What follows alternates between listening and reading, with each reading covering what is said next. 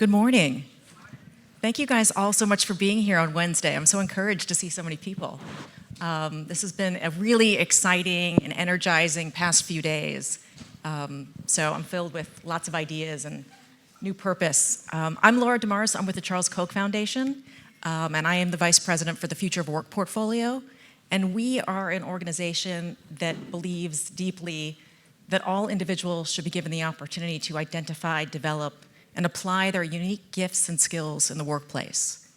And employers that allow people to do that win with customers by creating an empowerment culture. So in order to do that, we need to shift mindsets and skills around how we approach talent. And so that's how we arrive at our conversation this morning, which is how do we think about assessing, measuring, and mapping skills to a taxonomy, and what exactly is a taxonomy? So I think we'll start there and we'll just jump right in.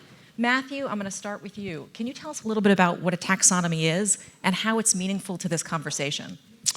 Thank you for the question, and nice to be here with everybody. So at Parchment, we assign every employee into a particular role. And so a role might be financial planning and analysis. I'm an FP&A person. And then you have levels to that role, right? You could be more junior, more senior, kind of progressing up your career.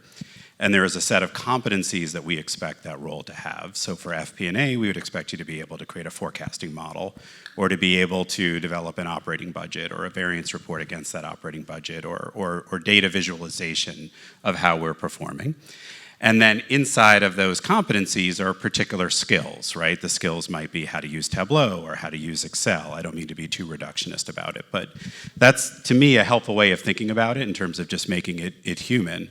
So we've got somebody who's in a role at a particular level for which we expect a set of competencies to be developed and mastered, and there are very specific skills that are associated with those competencies.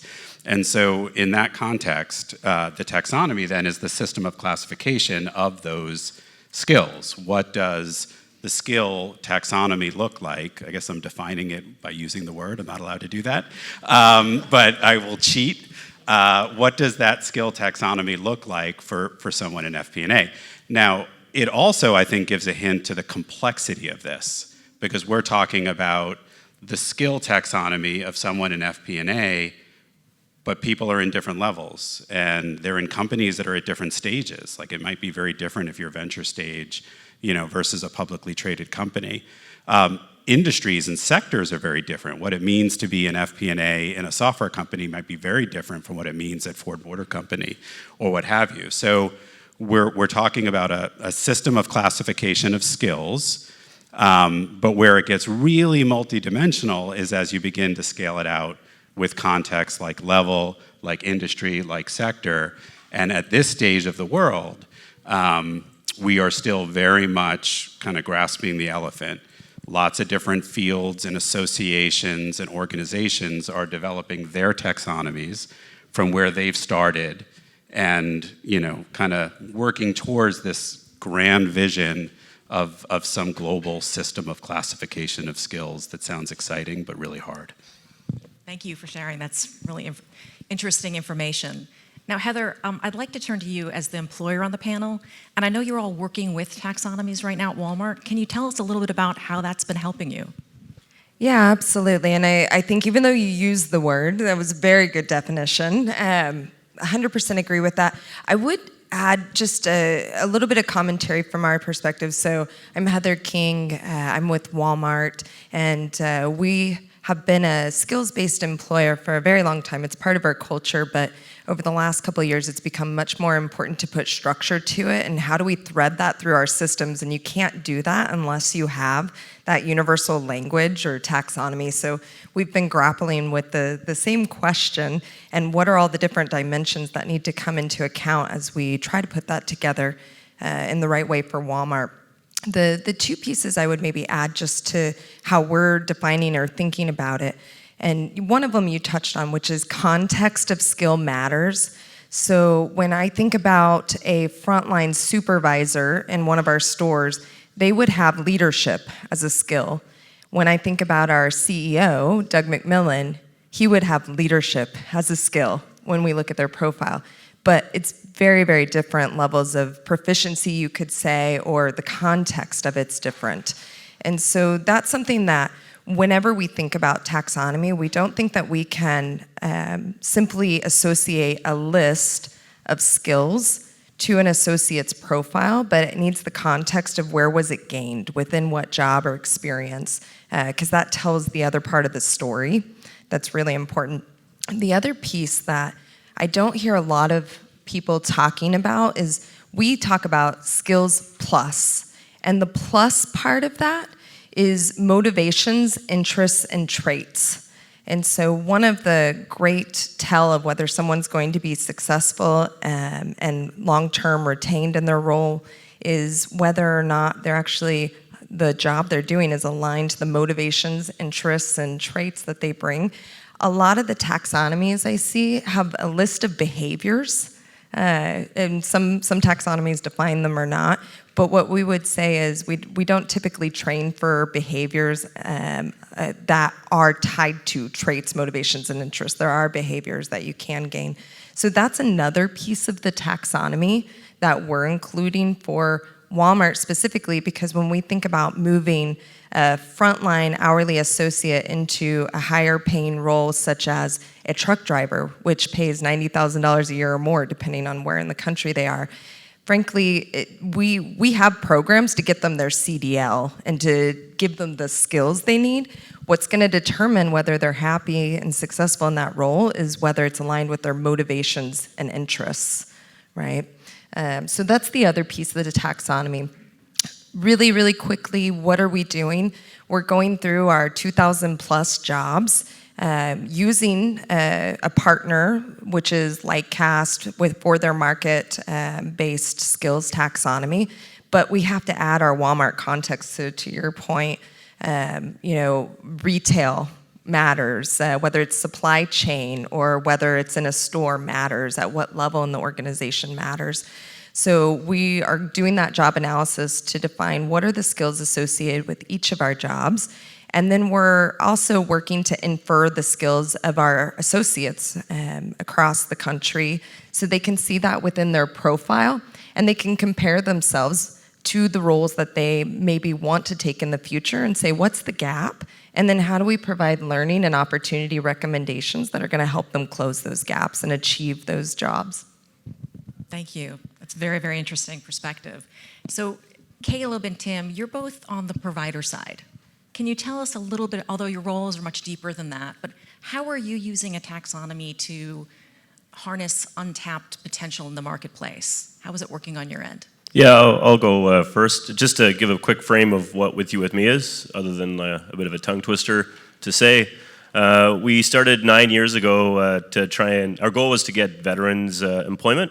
And so we tried to understand, like, what is the veteran skills that they have when they join or leave the military, what their aptitude and cognitive ability is to learn new skills, and then kind of talking about what Heather was talking about skills plus, like what's their actionable psychometrics, like what's their personality to work in different teams.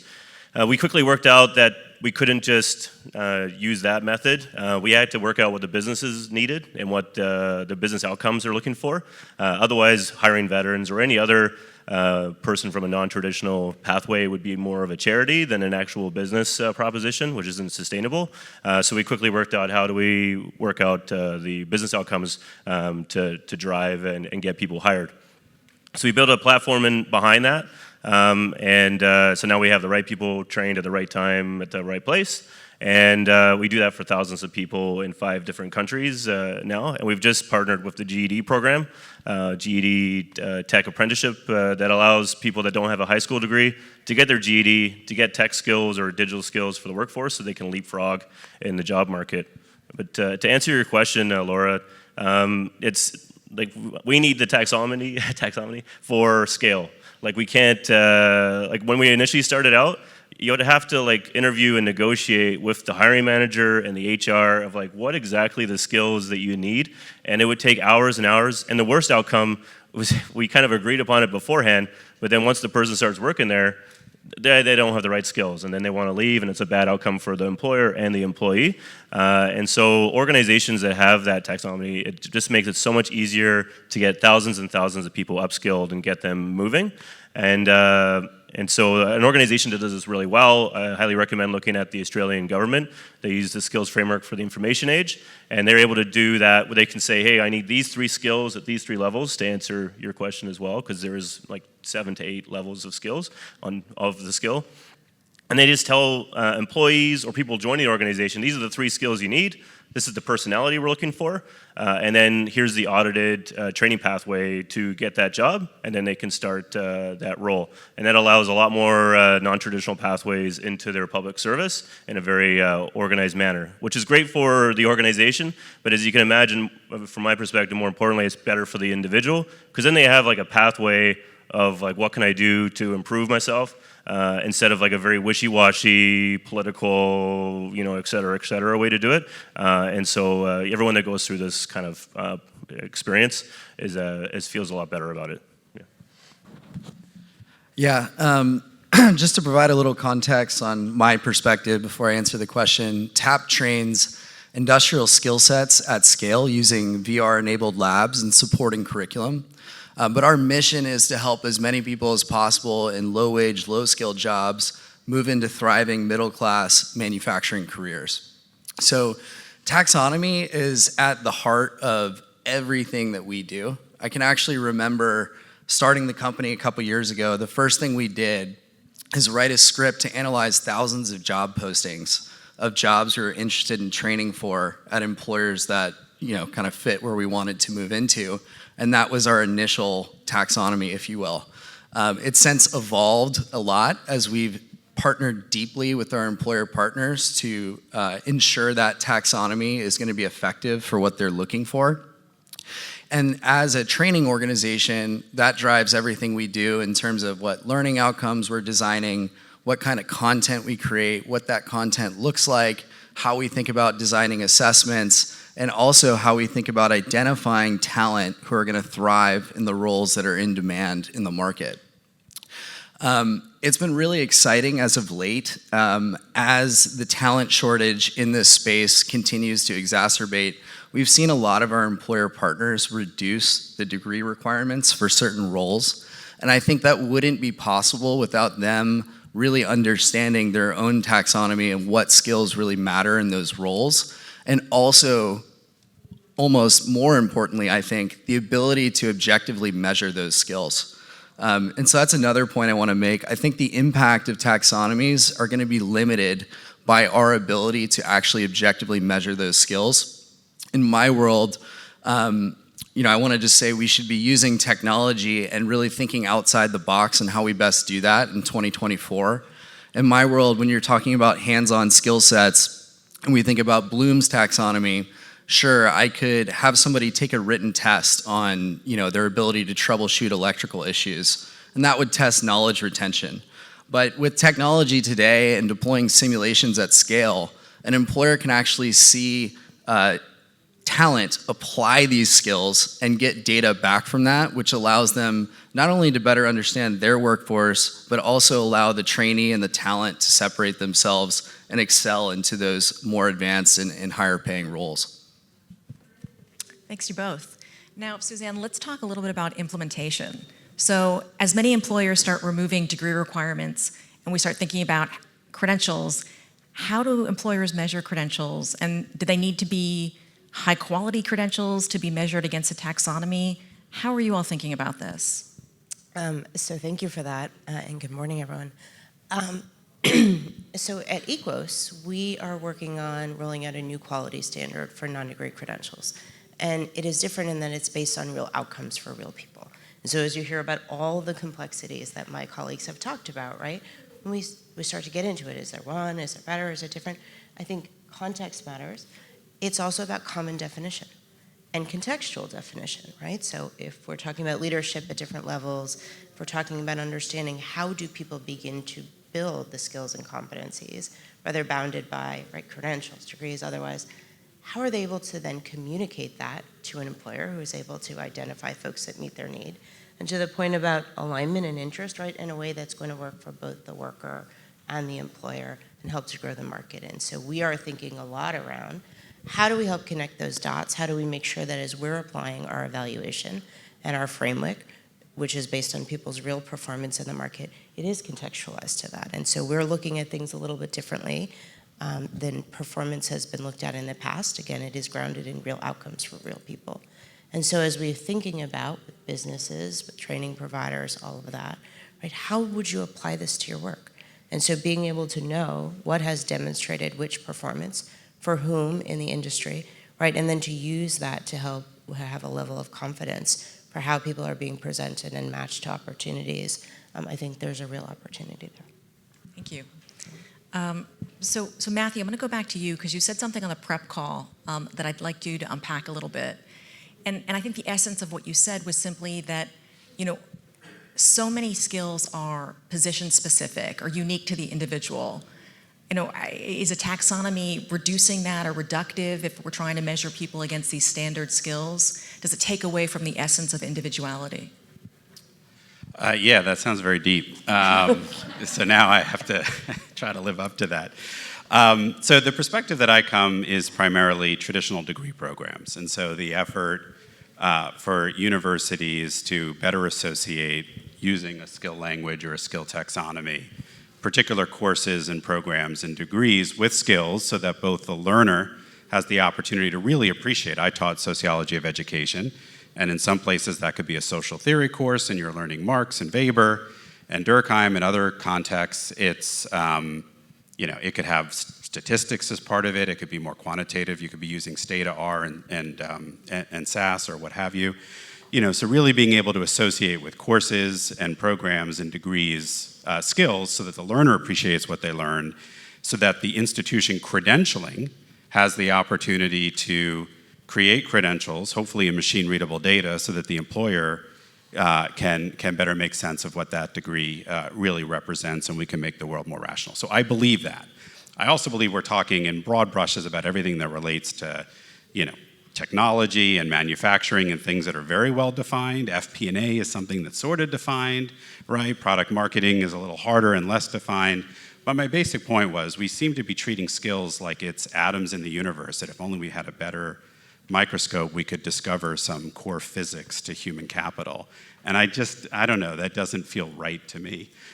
First, you can't put a thermometer in someone's brain, last I checked, or at least not successfully.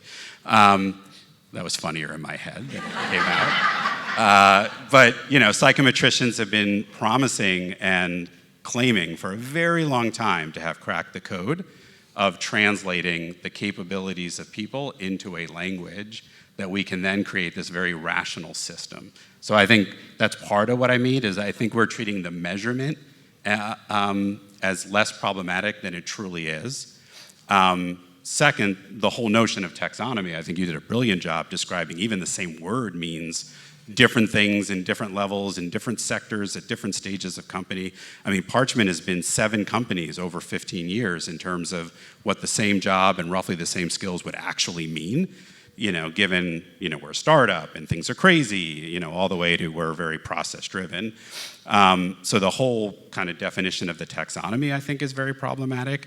And then last but not least, I do worry about the unintended consequences, particularly for degree programs. That there's a great book by David Labaree, How to Succeed in School Without Really Learning.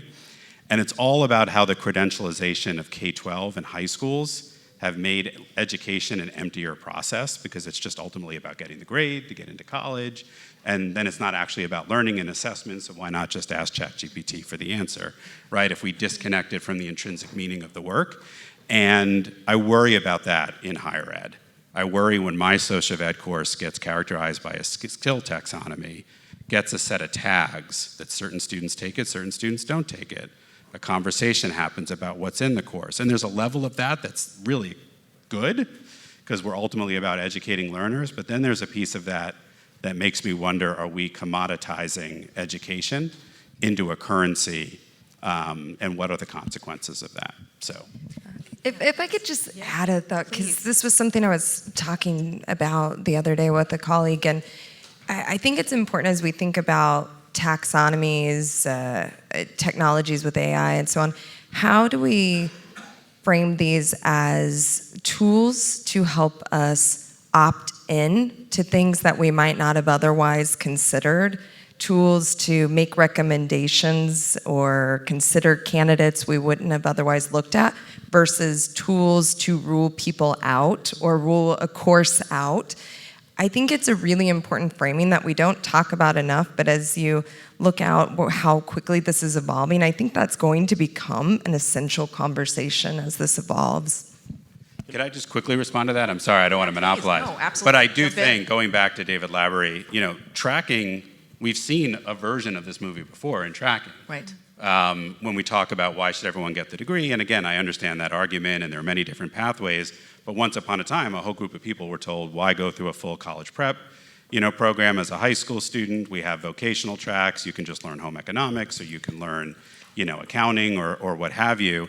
And that is true in one sense, but then all of a sudden, particular students are being, channeled into particular tracks that start to look less like pathways and more like rigid rail tracks. And, so it's those nuances, but, so, Yeah. sorry. Well, yeah, we actually model a lot of our methodology on the military, which has been a skills-based hiring organization for like 100 years. And that actually is fundamentally the problem, is if you join in the Navy in one position, because it's so structured, it's very hard to become a product manager at the Army software factory. And so it creates barriers. So it should be guiding you for opportunities, but it shouldn't be cutting off potential employees to move across. Otherwise, it just creates frustration, and then it's a wasted possible talent pool. There's a lot of people that are maybe junior members in the military, but then they're not able to move over to those other positions because of unnecessary certifications and barriers. So, as a practical example of where that plays out, that's what happens when you go too much.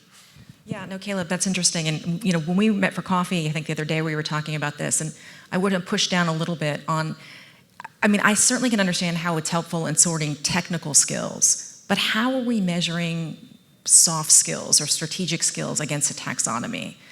How do you measure someone's empathy in box 4? How does that look, and how are you using it in your work?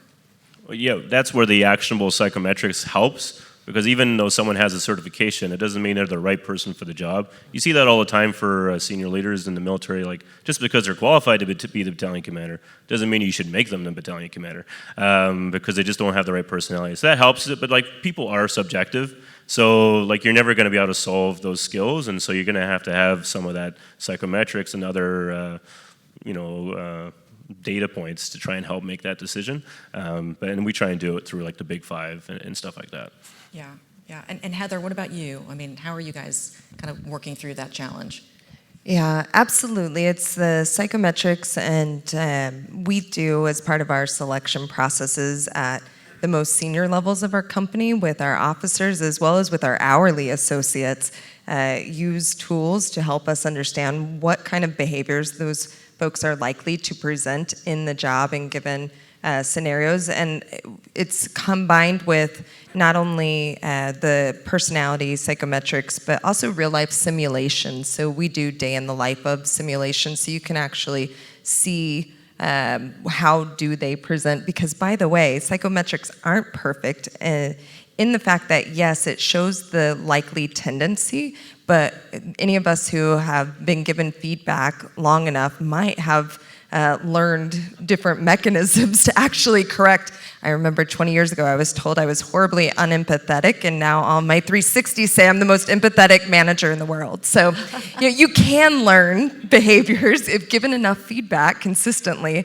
But if someone looked at my personality assessment, then I might have been ruled out of a role, right? So I think it's important to combine not only the data piece from the psychometrics, but true life simulation, application, as well as observation when we're talking about people moving within organizations.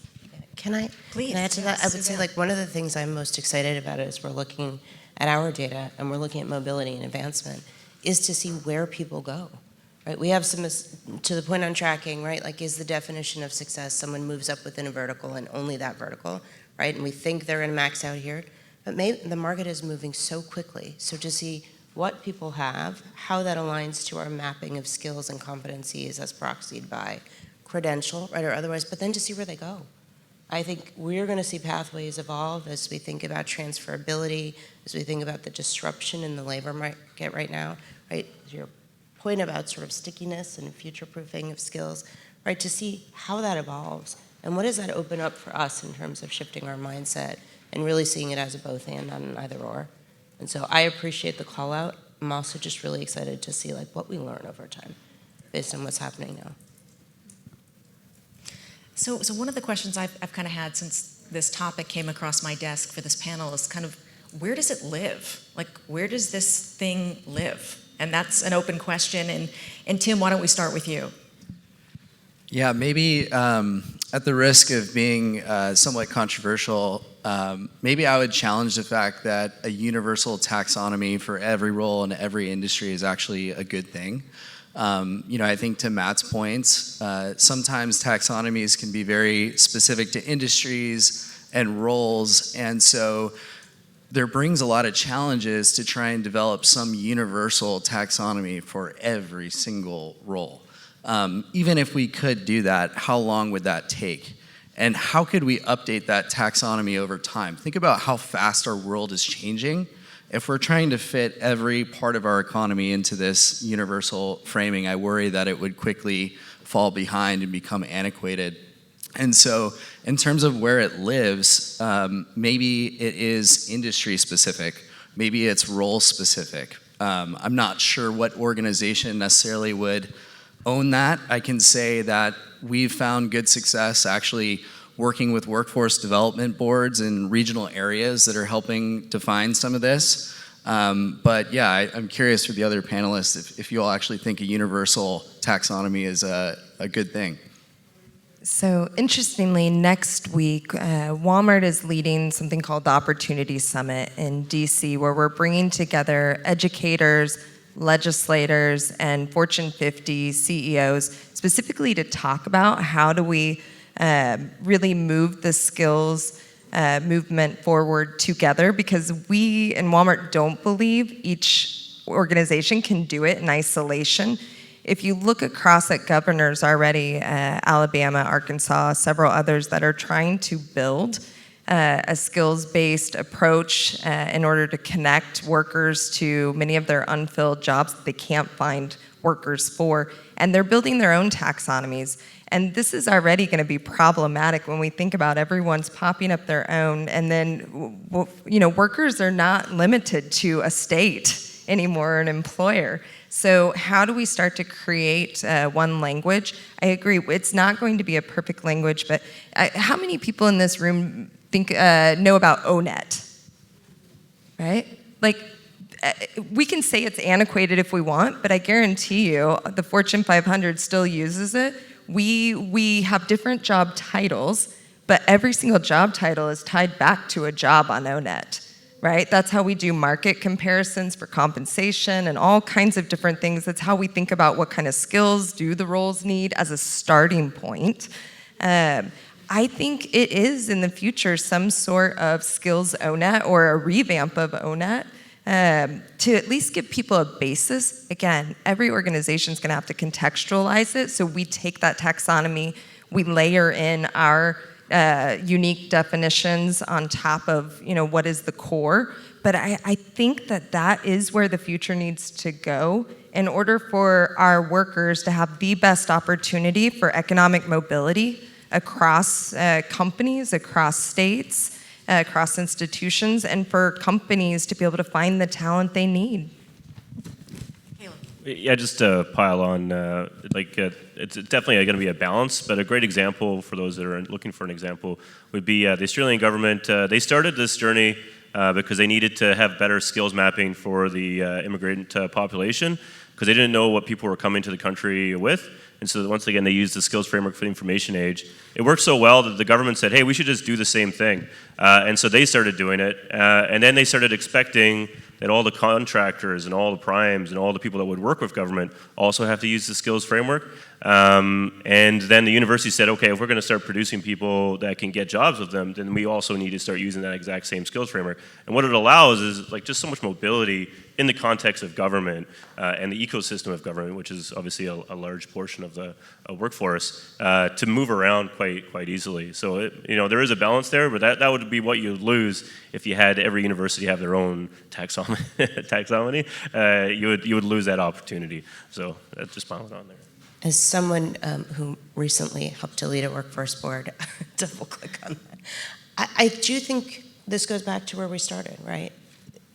Having common definitions, having consistency to help people navigate the system. We're talking about a huge disruption in terms of how people present themselves, how employers translate that into relevance, right, in terms of talent matching.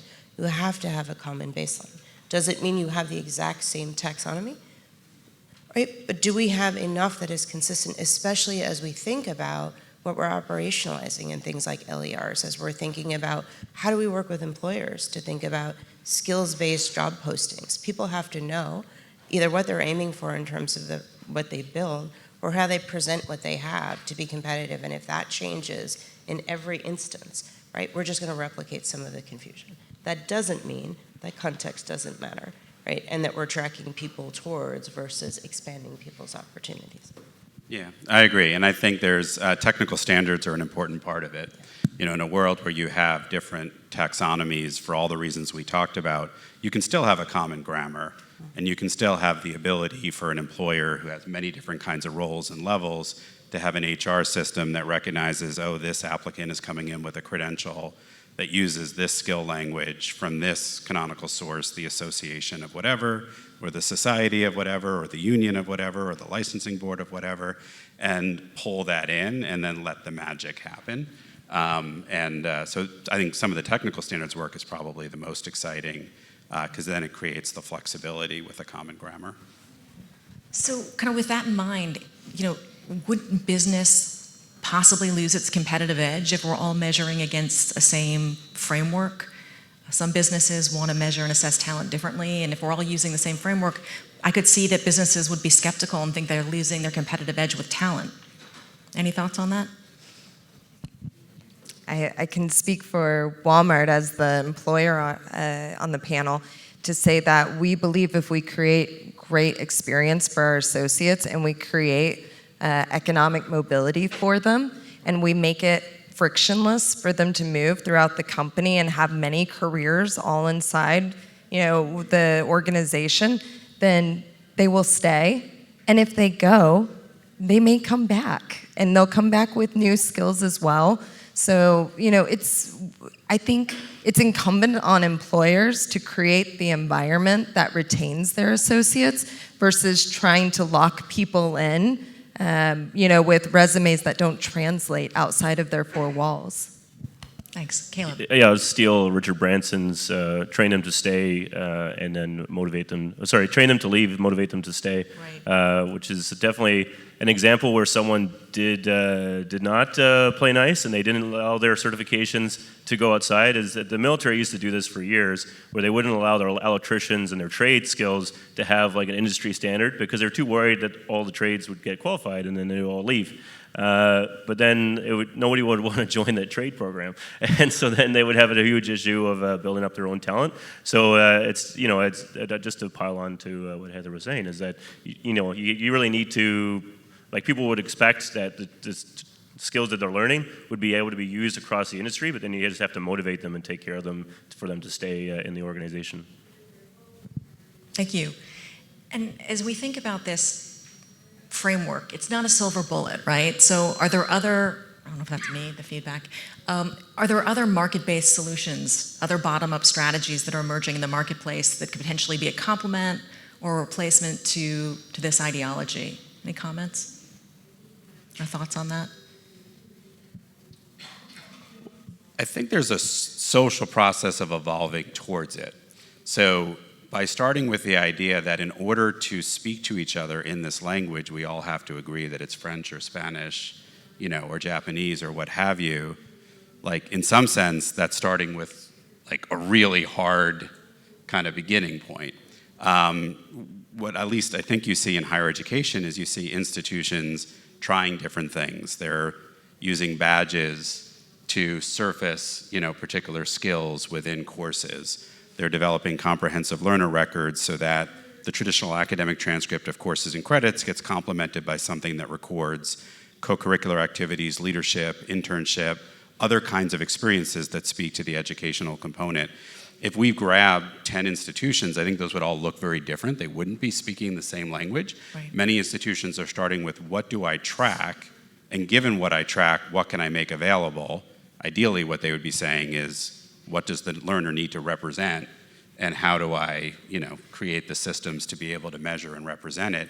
But it's still part of that social process of kind of developing practices, seeing what works, getting particular clusters, a particular sector or geography, or education providers and employers kind of aligned and speaking that language. So I don't know if this is responsive, but I think it's allowing 1,000, or whatever the metaphor is, flowers to bloom, Yeah. and then beginning to standardize practice as opposed to imagining a future world and immediately setting that as the standard to which we have to aspire. Yeah, thank you. That's a super helpful frame.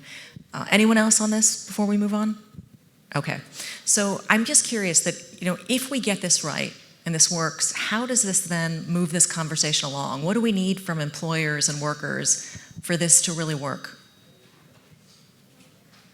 I would just say that, if we do get this right, whether it's a universal taxonomy or taxonomy by industry, I think it's going to drive incredible upward economic mobility in our economy, and I think that's so important. When folks can really target where they're spending their efforts training in order to reach certain skills that allow them to move into that next position, whether it's at their current employer or another employer, I think that's a really healthy thing for our society. And I think, degree programs can be great for lots of folks, but sometimes may not be the fastest path to a better paying job. And for certain parts of the economy, that's what they want. I think if organizations have a hard time working out where their L&D money are going, and if it's actually adding value to their organization and the ROI, then there's a possibility that if you get the right skills taxonomy developed, and you know what skills you're missing and what impact that has to the business if you don't have those skills, then you can start to really show the value of upskilling people at the right time, at the right, and getting them moving. So that could be an opportunity in the future. Great. Suzanne? I just want to say when, not if. Okay. I really think this becomes an incredibly strong foundation that unlocks a lot of work that we're doing, that all of you are probably doing in this room, right? And so how do we make sure we have that underlying infrastructure, architecture, right? Common definitions that feed into platforms that then support the workflow, either for the people as they're thinking about transparency and making informed choices and thinking about what that allows them to do over the course of their career, or as we're thinking about from the employer perspective, right? Finding the right people, the appropriate skills. You can train to the technical, but again, fit and also preparedness and recognizing the value of what people have learned and using that to really enable a more efficient employment matching process, I think is really going to be profound. Terrific. Well, thank you all so much for being here. I've really enjoyed the conversation. I hope you have too. And we don't need to wait for the perfect to be the enemy of the good. We can all take these best practices and start advancing these frameworks and this work individually as we go. So with that, thank you all for coming.